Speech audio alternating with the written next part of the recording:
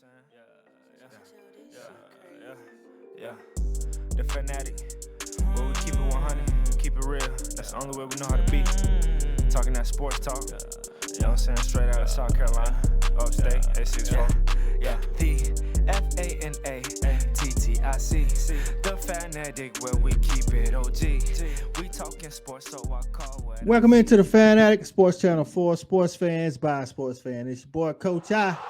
All right, man, we in here for another college football preview. It is week 4. Just like that, man, we are 25% through the college football season.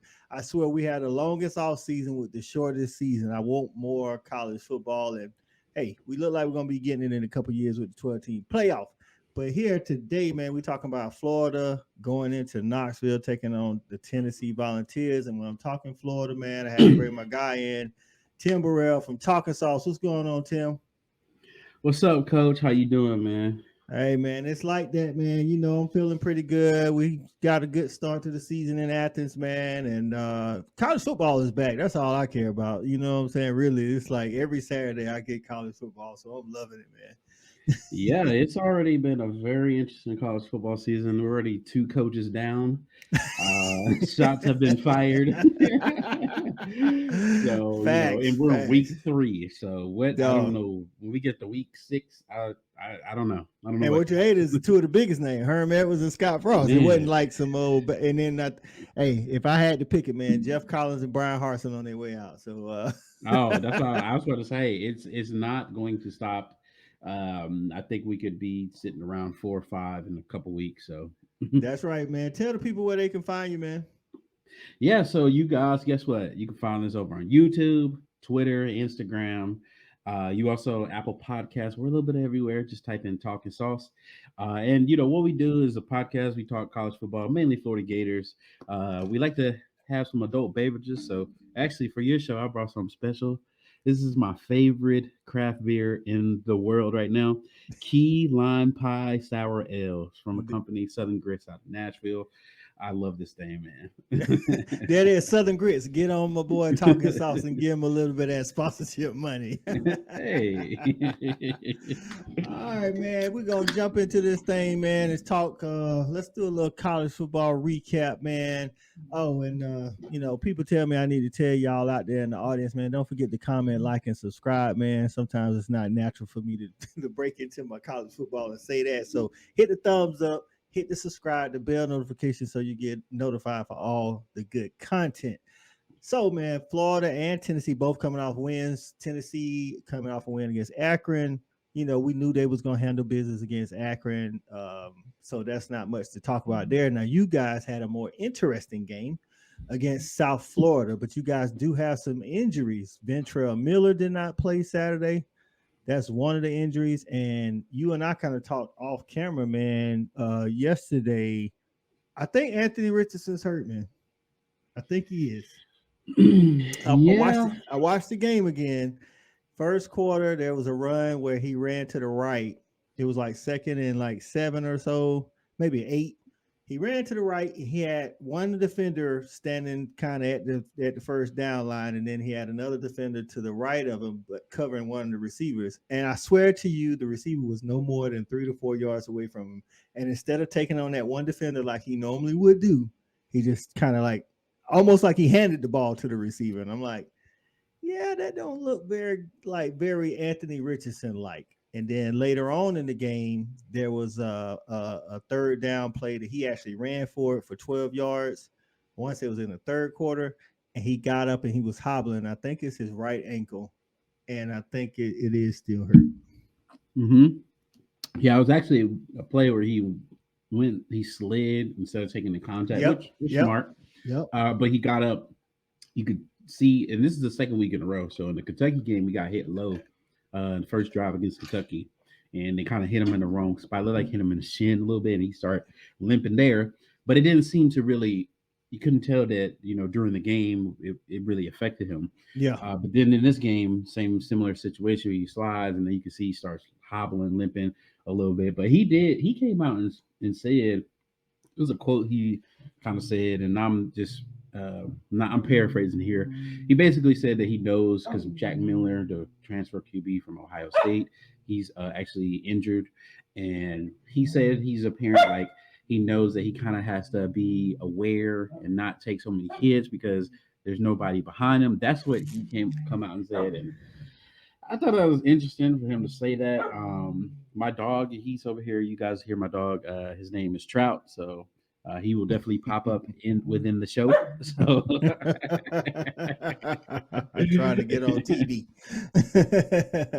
Oh yeah, I mean, hey, that sounds like a good answer, and it could totally be the truth. I do not have any inside information at all.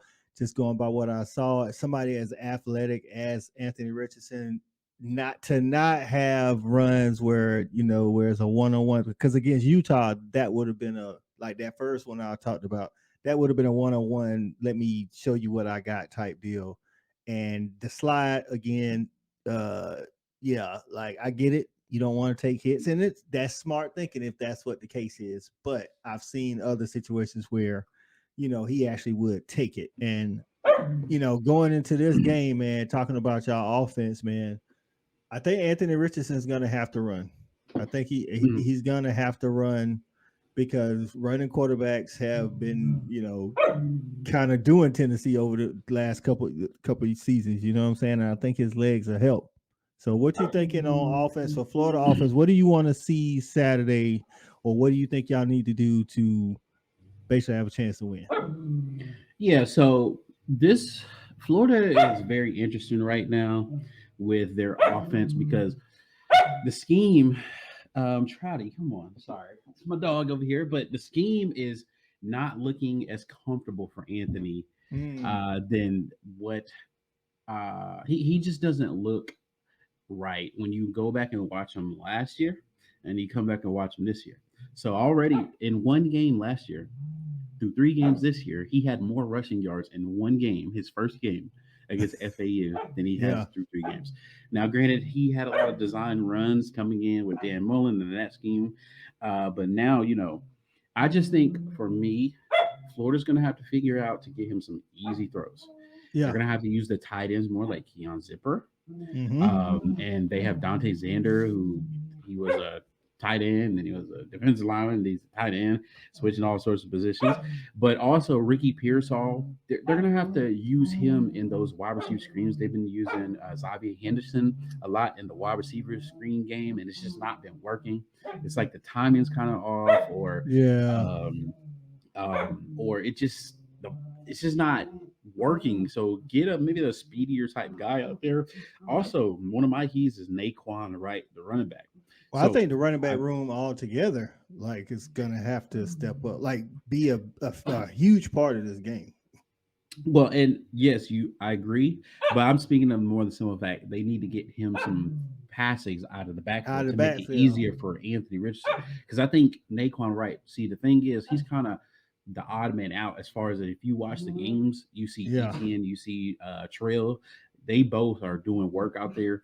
But I think his really big skill is he can do both really well. So he can catch balls out of the backfield and he can run really well. So I think you need to kind of get some plays for Anthony to give him some easy little plays out of the backfield. Keon Zipper, Anthony Richardson, some check downs. I don't know, some options, some option reads, some RPOs, something to make it easy. And when you look at Tennessee, their offense isn't complicated.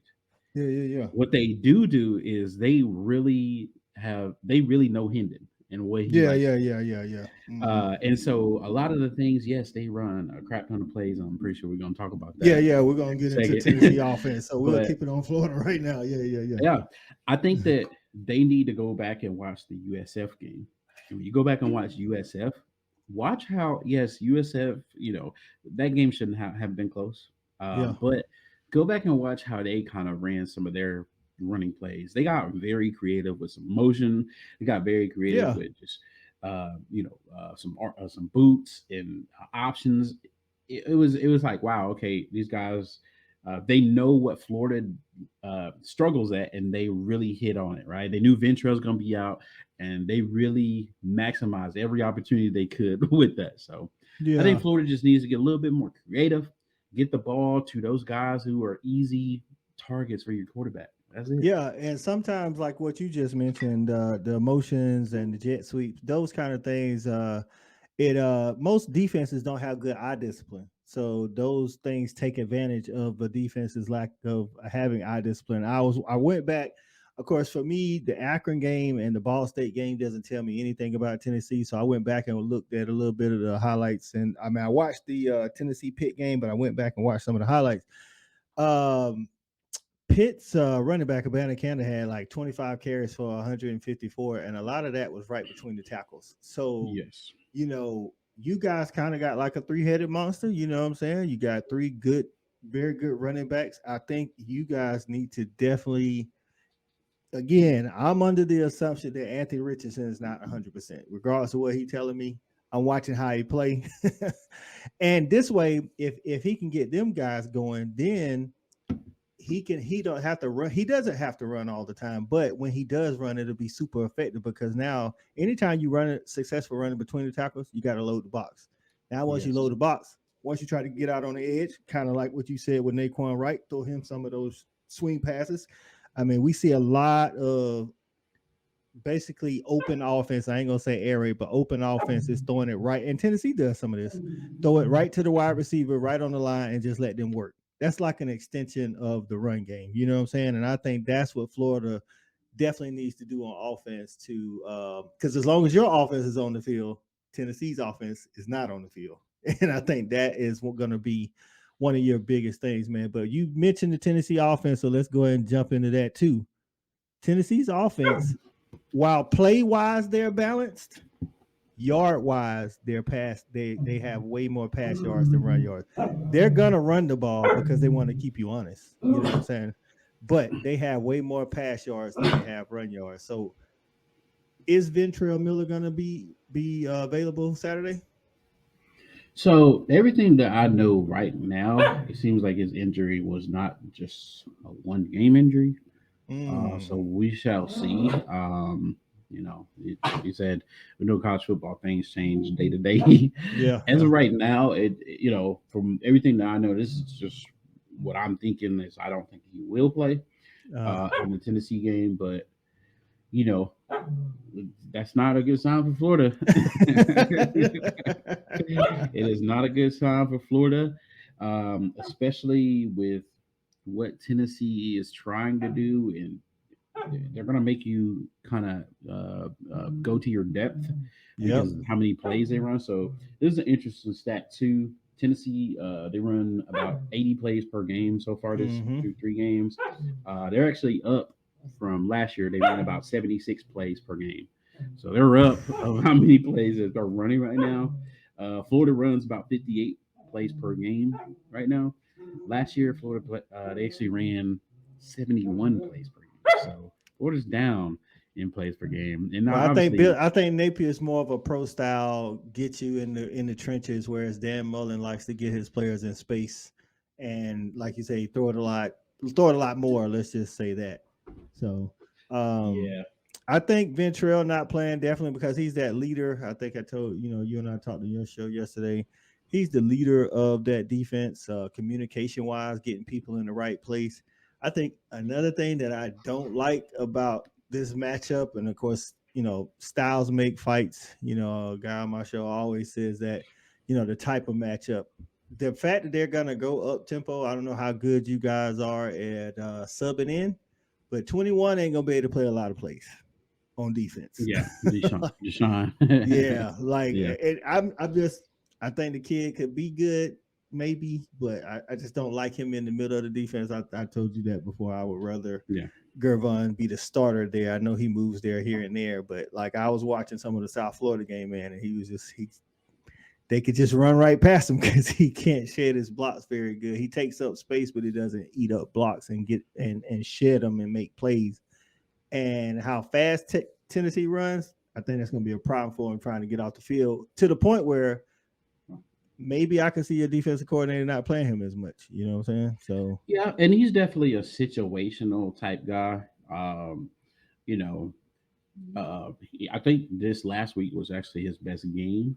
Yeah. He was, just a big dude. You can't find guys that grow like that. But this game is interesting too because Tennessee is going to do something that the first three teams that Florida has played, uh, they are something that they are not, and they're more of a balanced team, but Yeah. they're a pass heavy team. Mm-hmm. So I'm excited actually for Florida to see the corners and the safeties because I think that actually might be one of Florida's strengths of this team. We just don't know because we haven't seen it. Yeah. None of the teams, Kentucky's not going to really touch you down the field. Utah's not going to touch you down the field. And USF, they're just going to try to run the ball on you, as we saw. Yeah. So, for Tennessee, with a guy like Jason Marshall, Jalen Kimber had a pick last week, and Told he's you he's got a a club on his technician. hand. He's got I a told club on his hand right now. He caught an interception with a whole hand missing, Yeah. basically. I told you he a So technician at cornerback. He's a little light in the butt, but he can cover. Florida had their first pick six since I want to say 2018. I think was the last time Florida had a pick six against Wow. USF. So you know, I am excited to see a team that Florida hasn't played so far this year with Yeah. Tennessee. Tennessee, they're one of their offense is one of those things. Like I said, it's they run a lot of plays, but when you go back and watch Hendon Hooker, and I would challenge you guys to watch really his head and his eyes. They have a lot of design plays for him to know where he's going right off the rip. Oh yeah. He's not using a lot of eye candy where he's looking off the safety. He's going to turn one way, No. throw back. He's going to immediately go to where he's going. He's going to read one side of the field. So I think this defense for Florida is more of a scheme thing than a player thing. Because I Okay. think if you can scheme up the right scheme and catch Tennessee, go back and really look at what they do fundamentally and catch them in some bad positions. I do think Florida has, with Brennan Cox out there and Gervon Dexter, I think Florida can be in a position of something that Tennessee hasn't played all year. Two is have some guys who can bring a lot of pressure on your quarterback. And I think if To Florida to can do that that, to go to ahead. that point, actually, Pitt did pressure him, and that's why Pitt was able to stay in the game. Pitt actually had like 4 sacks and 7 tackles for loss or something like that.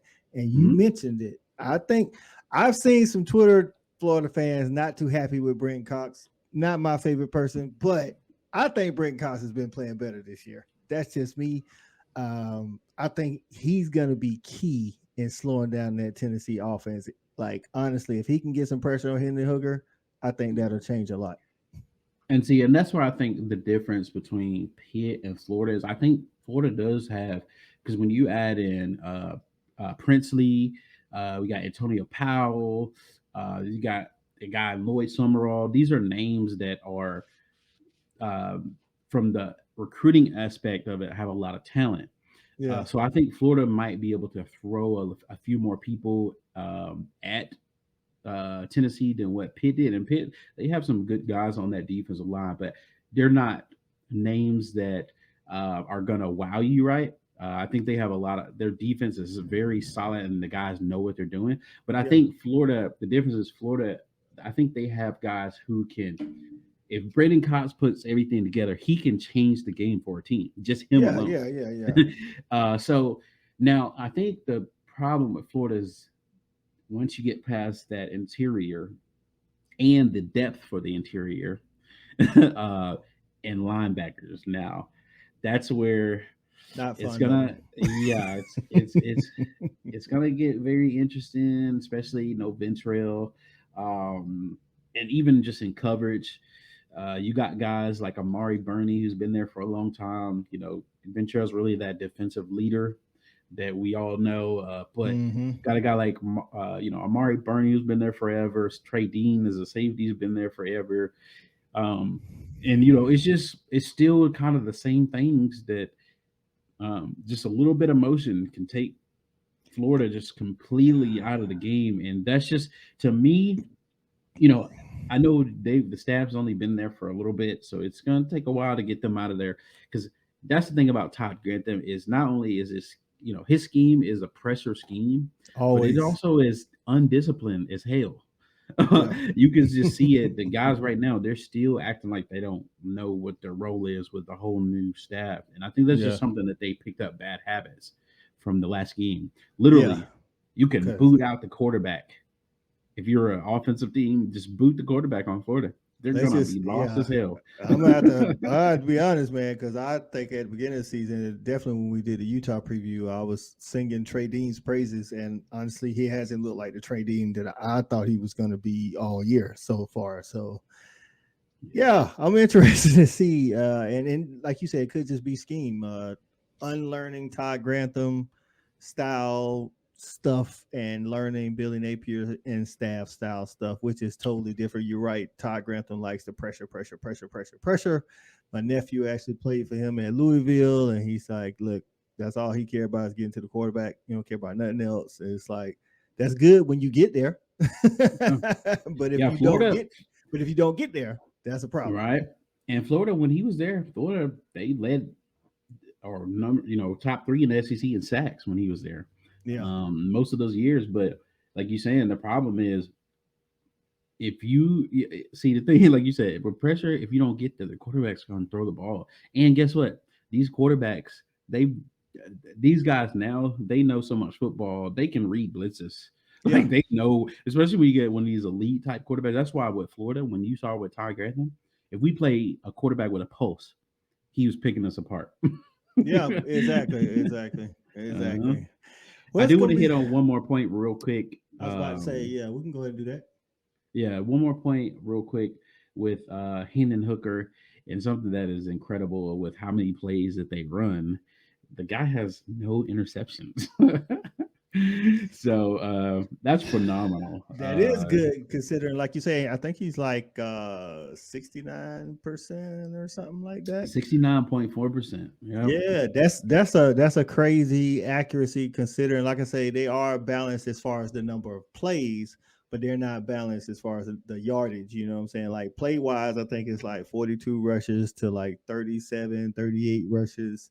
I mean, Yeah. 47, 42 passes to 38 rushes. But when you look at the yardage, it's like 325 passing yards to about 125 rushing yards. So I think they run just to keep you honest, because if you don't, Yes. they could break one. Especially Hendon Hooker himself could break one. So, but yeah, the no interceptions is that's a good stat.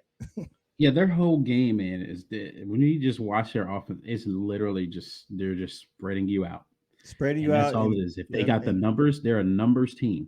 They're pace. basically going to spread you out. And if you don't have the numbers right in the box, they're going to run the ball. And Right? if And you that's what do have the numbers right, they're going to throw the ball. and that's why that pace hurts you too, because you can't sub. And if you do sub, normally they get at least 2 to 3 plays where they catch you subbing. And if you don't Hmm. get a penalty, you definitely have Yep. somebody out of place. So Yes. Yeah. oh, let's go ahead and talk about predictions, man. But before we do, let's talk about some odds. So I got all the most popular, I would say, odds up, and it looks like the consensus is 10.5 or 11 in favor of Tennessee. So FanDuel, BetMGM, Caesar Sportbook, I think Vegas Insider, all of those had Tennessee as the favorite at either 10.5 or 11, with the over under being like 60, I think it is. Hmm. Actually, this one right here says 62 and a half. So they say it's gonna be some scoring in this game. Definitely be some scoring in this game. Tennessee has only won one in the last 17 tries against you guys. Yeah. That was the last time they were favored in 2016. They were favored by 5, and they beat y'all. The time before that, they were favored. They actually lost to y'all, but that was back in the heyday when Tennessee was 4 and y'all was 10. You know, y'all was kind of running the show. So with that said, man, y'all going to Knoxville, 11-point dogs. What you got on the score? Yeah. So before I give you my score, Okay. I do want to say a few things where Florida. I know we kind of talked about what I would do to make Anthony Richardson comfortable, but I think the other keys for Florida to win this game possibly. So Tennessee, guess what? They have 24 penalties for 236 yards through 3 games. It's not Mm, good. no, Um, and that's then also, eight a game. Yeah. yeah. So they're not a they get a lot of penalties. And then also they've had 3 fumbles through 3 games. So that's Mm-hmm. another thing, the turnover battle. That would be another reason, another way for Florida to keep this game interesting. Mm-hmm. Uh, and then also they did have some injuries, but they're small injuries. So Cedric Tillman and Jabari Smalls both went out in the Archon game. Said they were small injuries, but it's something to keep an eye on Yeah. because those are both big time players for Tennessee, and what they're trying to do with their scheme. Yeah. The other thing, like you said, we have had bad teams since 2005. A lot of bad teams, Mm-hmm. and we're 16-1 against Tennessee. So that is the other thing. These players who are playing right now for Tennessee, the people who have been there, they've never beat Florida. So that's Facts. something that has to be in the back of your head. Mental. Um, yeah, mental. And one last thing too. This is very interesting. So for me, Florida has to get momentum early on in this game, right? Mm-hmm. Tennessee, they have scored a first quarter touchdown in every game that Josh Heupel has coached. Every single game, Facts. which is absolutely crazy. So for Florida to catch momentum, they're going to have to either, even if you score a first quarter touchdown, is you can count more than likely Tennessee is going to score first quarter touchdown. So I'm looking at Florida to be in this game. They're going to have to score 14 first quarter points to keep Hmm. momentum up with Tennessee because they're at home, right? Yep. They already had the momentum there, and it's going to be crazy. They haven't beat Florida since 2016, Yep. and you only beat them one time in the last 17 years. Oh, it's gonna be hype now. So for me, Florida is going to have to get some either. I think we're going to need a quick turnover, maybe a special teams play, um, or count on Tennessee to kind of beat themselves to Okay. be able to win this game.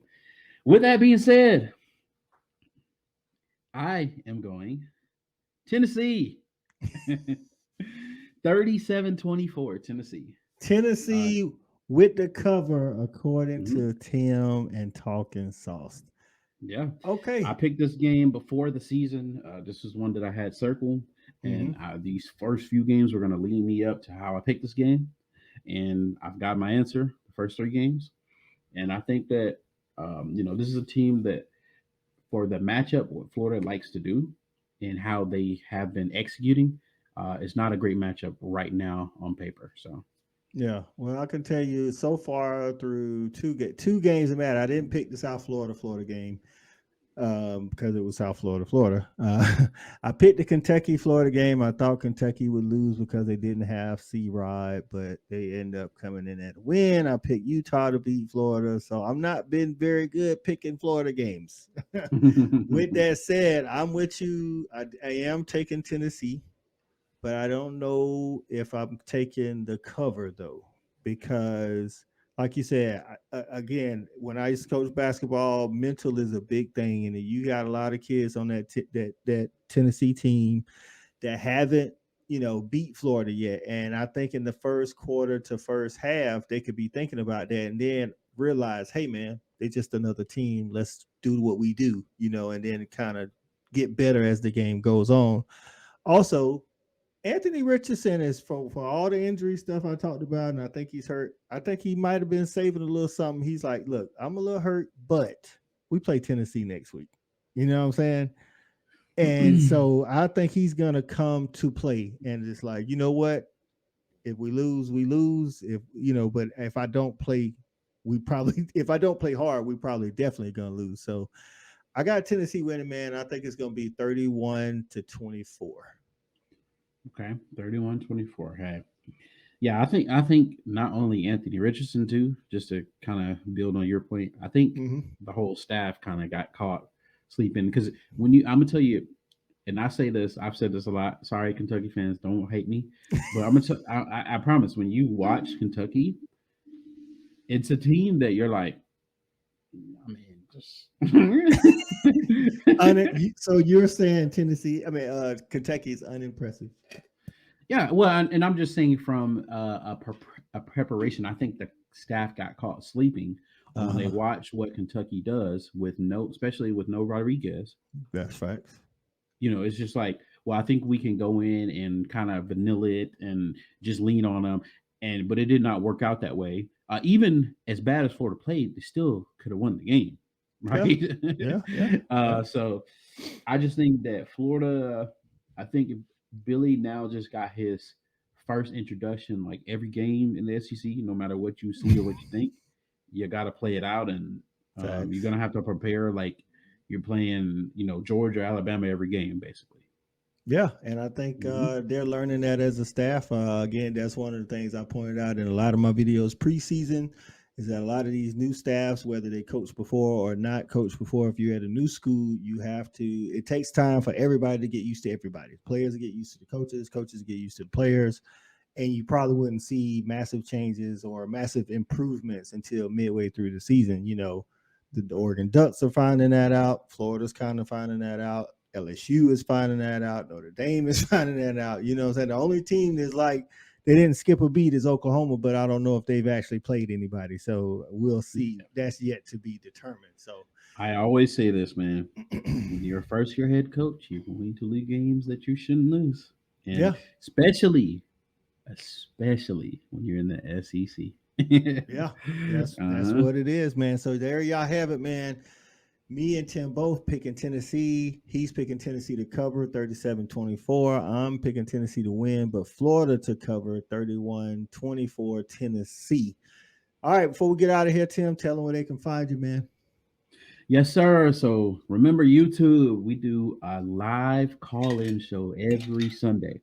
What we're trying to do is get all college football fans. After Saturday, we want you to call into the show, bring your best drink.